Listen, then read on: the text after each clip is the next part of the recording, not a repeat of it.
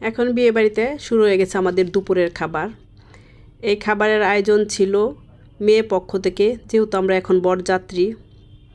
কখনো কখনো আমরা একসাথে হয়ে যাই, আবার কখনো আলাদা হয়ে যাই। যেহেতু বরযাত্রী তাই আমরা সবাই চলে গেলাম খাওয়া দাওয়া করতে। আর যেহেতু এটা বুফে হয়, যার কারণে এক প্লেটে সব কিছু নিয়ে আসতে হয়েছে। যার যার প্লেটে সে নিজে দাঁড়িয়ে সব কিছু যার যার মতো করে নিয়ে আসছে।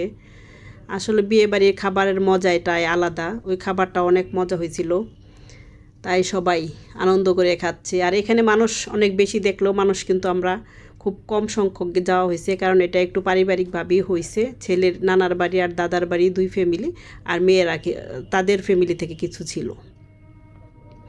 এই শুরু হয়েছে আমাদের খাওয়া দাওয়া পর্ব।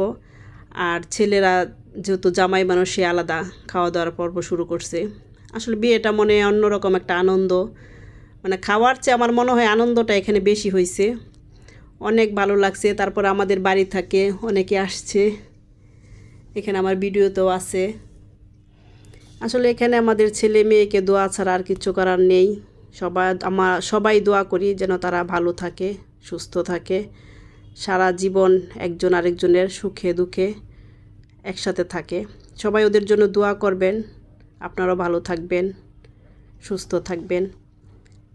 এই যে আমাদের বাড়ি থেকে আসা আত্মীয় স্বজন, এই যে আমার ফালান কাকা, সবাই ভালো থাকবেন। আল্লাহ।